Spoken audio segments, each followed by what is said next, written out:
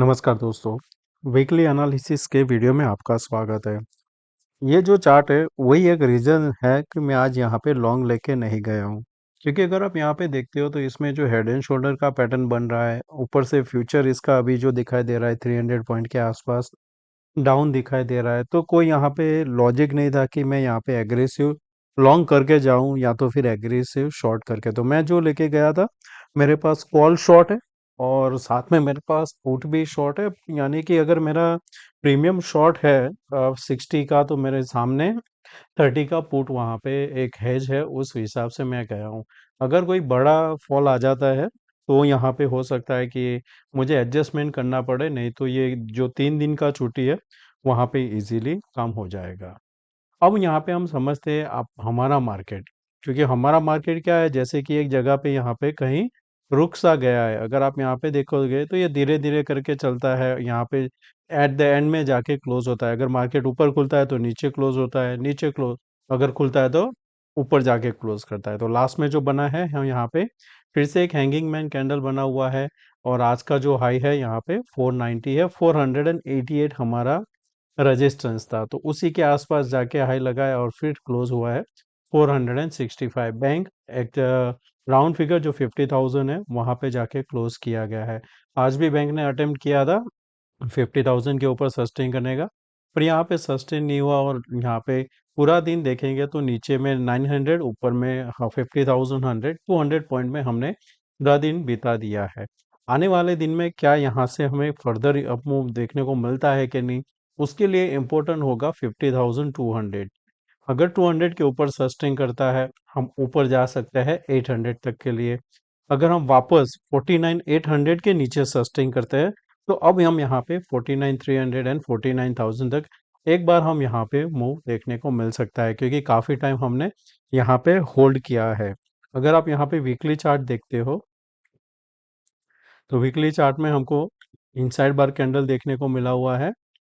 और हमारे लिए जो इम्पोर्टेंट है ये यही लेवल है जो अभी हमने बात किया 800 का। तो उसके नीचे जाता है तो फिर क्या होगा, यहाँ पे जिन्होंने बाई किया है उनका स्टॉप लॉस हिट होगा, और ये एक बार यहाँ पे डिप दे सकता है 49,000 तक के लिए। निफ्टी निफ्टी में हमने प्रीवियस जो हमारा हाई था, जो इलेक्शन का रिजल्ट के दिन के पहले, उसके हमने ऊपर जाके सस्टेन किया है और क्लोज भी किया है। अब यहाँ पे नेगेटिव तभी होगा जब आप वापस यहाँ पे 300 के नीचे ट्रेड करोगे। 200 के लिए एक अच्छा सा 200 के नीचे अगर हमने क्लोज करने में कामयाब हो गए, तो वापस हम 22,800 तक एक बार जा सकते हैं। नहीं तब तक तो हम हमारा ये मान के चलेंगे कि ये जो अभी हमारा लो है वही जगह पे हम यहाँ पे बाय ऑन डिप चलता रहेगा जब तक 200 के ऊपर है। अभी मार्केट यहाँ पे वेट कर रहा है कि बजट का कोई डेट आ जाए या तो कोई यहाँ पे अनाउंसमेंट आ जाए, उसके बाद में मार्केट यहाँ पे रिएक्ट कर सकता है। तब तक हमारे लिए जो यहाँ पे 510 से लेके 590 के बीच में एक हमारा रेजिस्टेंस बनता है। बैंक निफ्टी में हमारे लिए 49,800 इम्पोर्टेंट लेवल रहेगा। उसके नीचे गया तो हम वहाँ पे एक और डिप लगा सकते हैं 49,000 के लिए। इसमें हमें ऊपर मूव के लिए हमें ये जो 50,200 उसको सस्टेन करना जरूरी है। अगर हम वो लेवल के ऊपर सस्टेन कर गए तो हायर चांस है कि हम ये जो प्रीवियसली हमारा हाई बना था उधर तक हम एक बार जा सकते हैं बजट के पहले। तो ये अटेम्प्ट हो सकता है। यहाँ पे दूसरा क्या हो सकता है, मार्केट यहाँ पे बना एक और ग्रीन कैंडल, जैसे बजट के पहले बनता है। जैसे यहाँ पे समझो कि हमने ओपन किया, ये हमारा एक और वीक कैंडल बन गया। फिर उसके बाद में हम यहाँ पे फिर से कहीं ओपन होते हैं और ये हमारा सेकंड कैंडल बन गया इस हिसाब से। तो फिर क्या हो सकता है कि अगर 3 कैंडल ऐसा बन गया होता है और फिर आपको यहाँ पे जो लो बनता है, यानी ये लेवल के आसपास से, तो पॉसिबल है कि जो बजट अगर यहाँ पे फर्स्ट वीक आने वाला होगा, तो एक एक्सपेक्ट कर सकते हो हम यहाँ पे एक बड़ा सा ग्रीन कैंडल का। इस हिसाब से अगर ये पैटर्न हुआ तो ट्रे इनसाइड बार बना, और जो उसका जो फोर्थ वीक होगा, अगर हम यहाँ पे जो लो बनता है उसी लो को हम ब्रेक नहीं करते हैं 2 दिन, तो एक बड़ा सा कैंडल वीकली यहाँ पे बन सकता है। तो ये हमारा यहाँ पे चार्ट रीडिंग था। फाइनेंस निफ्टी, इसमें हमने काफ़ी अच्छा सा एक अप मूव देखने को मिला है। जो लास्ट टाइम हमारा क्या था, डिस्कशन था कि अगर हम यहाँ पे कि 22 टू 40 को होल्ड कर जाते हैं, तो 437 हमारा एक टारगेट रहेगा। तो आज का हाई है 446 का हमारा हाई बना था। अब आपके लिए यहाँ पे इम्पोर्टेंट हो जाएगा ऊपर में ये कैंडल का हाई 660 और इसका ओपनिंग यहाँ पे था 600। तो हम अगर वापस 460 के ऊपर होल्ड करते हैं तो 600 एक बार हम यहाँ पे टच कर सकते हैं। इसमें नेगेटिव तभी होगा जब हम यहाँ पे वापस 160 के नीचे ट्रेड करेंगे, नहीं तो ये जोन में ही रहेगा। तो अभी मैं जो शॉर्ट किया था ग्रुप को बताया था कि ऊपर में एक बार 450 एंड नीचे 250, इस हिसाब से शॉर्ट करके जा सकते हो आप एक्सपायरी के लिए। अब बात करते हैं ऑप्शन चेन की। तो ऑप्शन चेन में हमें डेटा जो बनता दिखाई दे रहा है बहुत ही नज़दीक का, यानी कि 100 पॉइंट में आपको देखने को मिल रहा है। तो ये देखेंगे तो डेटा यहाँ पे 53, 18 एंड 25 ऑलमोस्ट कह सकते हैं 90 lakhs. On the other side 35, 17 and 42 similar. तो ये तीन स्ट्राइक में ही हमको सबसे ज़्यादा शॉर्ट देखने को मिल रहा है। इन द मनी यहाँ पे भी जो जिस हिसाब से उसी हिसाब से आपको यहाँ पे भी देखने को मिल रहा है। यहाँ पे थोड़ा 23 300 में ज़्यादा है। तो शॉर्ट कवरिंग के लिए वापस जैसे ही 510 को ब्रेक करेंगे एक अच्छा सा शॉर्ट कवरिंग देखने को मिलेगा। वीकनेस आपको 400 के नीचे देखने को मिलेगी। बैंक निफ्टी राउंड फिगर 50,000 वहीं पे सबसे ज़्यादा लोग स्ट्रैडल करके गए हुए हैं। दोनों साइड कहेंगे तो ऑलमोस्ट सिमिलर रेट डेटा है, पर थोड़ा कॉल साइड ज़्यादा है। इन द मनी में कॉल साइड थोड़ा ज़्यादा शॉर्ट हुआ है, आज अनवाइंडिंग भी हुआ है कॉल की साइड। तो हमारे लिए इम्पोर्टेंट रहेगा अब यहाँ पे 50,110। तो आपको मॉनिटर करना है 50,200 का put, on the other side 49,800 का कॉल। जिस डायरेक्शन में गैप अप या गैप डाउन ओपन होता है, 15 मिनट होल्ड कर जाता है, ओआई इंक्रीज होता है, उसी डायरेक्शन में हम ट्रेड लेंगे। और फिर निफ्टी का एक्सपायरी भी सीधा हमारा ट्यूसडे को ही होगा, तो वो भी देख लेते हैं। तो फिर निफ्टी जो सपोर्ट है चार्ट में 250 है, रेजिस्टेंस 450 है।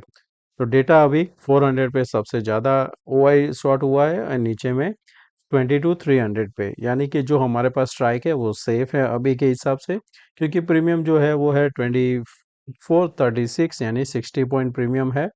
और अगर मार्केट यहाँ पे वापस 460 के ऊपर सस्टेन करता है तो मैं यहाँ पे जो कॉल है उसको एग्जिट करके पुट को होल्ड करना चाहूँगा और फिर उसको कंटिन्यू पूरा दिन होल्ड करूँगा। अगर मार्केट यहाँ पे गैप डाउन ओपन होता है, जब तक 300 के ऊपर कहीं पे भी खुलता है कोई प्रॉब्लम नहीं होना चाहिए, पर हाँ कॉल जो है उसको मैं नीचे और कैरी फॉरवर्ड करूंगा, यानी कि अगर 300 ओपन होता है तो जो अभी 450 है उसको मैं नीचे 400 कर सकता हूँ। तो उस हिसाब से मैं एडजस्टमेंट करूंगा कॉल की साइड, और इस हिसाब से अगर मार्केट ओपन होता है तो, नहीं तो हम यहाँ पे उसी लेवल को ध्यान में रखेंगे। 460 के बाद एक शॉर्ट कवरिंग फिर से देखने को मिल सकता है। इंट्राडे चार्ट में हमें निफ्टी में यहाँ पे देखेंगे तो हमने पहले यहाँ पे रेजिस्टेंस फेस किया था जो था 438। एक बार फिर से गैप अप ओपन हुआ, क्लोजिंग लोअर एंड पे गया। फिर से एक अब हमने आज यहाँ पे गैप अप ओपन हुआ, फिर से लोअर एंड पे जाके क्लोज पर, और यहाँ पे एट द एंड देखेंगे तो उसी जगह पे हमने क्लोज किया है, यानी कि यहाँ पे जो सेलिंग आया बाइंग आके फिर से कंटिन्यूएशन यहाँ पे हो गया है, कंसोलिडेशन। और फिर से जब ये लेवल के ऊपर हम यहाँ पे सस्टेन करेंगे 480 के ऊपर, एक अटेम्प्ट होगा यहाँ तक जाने का 560 से लेके 590 के बीच में। मार्केट अगर गैप डाउन ओपन हो जाता है तो गैप डाउन जब तक ये लेवल के ऊपर है 400 के ऊपर तब तक तो कोई बात नहीं है, यहीं से ये वापस ऊपर जा सकता है। पर अगर यहाँ पे वापस 400 के नीचे कहीं पे भी ओपन होता है तो यहाँ पे थोड़ा प्रॉफिट बुकिंग आ सकता है, आपको लेके जा सकता है 260 तक।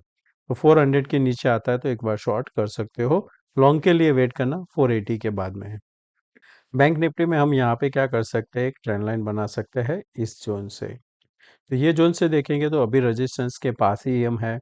मार्केट अगर गैप अप ओपन होता है थोड़ा वेट करना, जैसे ही यहाँ पे 110 ब्रेक करता है आपका टारगेट होना चाहिए 240, उसके ऊपर होल्ड कर गया तो फिर आएगा 400 एंड 500।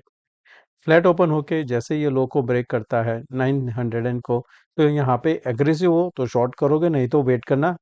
800 अच्छा लेवल है, उसके नीचे गया तो फिर हम वापस यहाँ पे जा सकते हैं 680 एंड 500 तक के लिए। तो ये एक अच्छा सा ट्रेड नीचे के साइड मिलेगा। अगर गैप डाउन ही ओपन हो जाता है 900 के आसपास, तो जो भी बाउंस में रिजेक्शन आता है पहला, उसको हम शॉर्ट कर सकते हैं for the target of 700। Fin Nifty में यहाँ पे जो कंसोलिडेशन हुआ है, तो अब यहाँ पे अगर आरएसआई में ब्रेकआउट नहीं आता है प्राइस के हिसाब से, तो यहाँ पे एक बार ये वापस नीचे की साइड जा सकता है। जो उसका सपोर्ट है 22,250 तक के लिए एक बार ये अटेम्प्ट कर सकता है। शॉर्ट करना है तो 340 ध्यान में रखना। एग्रेसिव ट्रेडर हो तो 370। लॉन्ग के लिए 460 के ऊपर सस्टेन करना जरूरी है।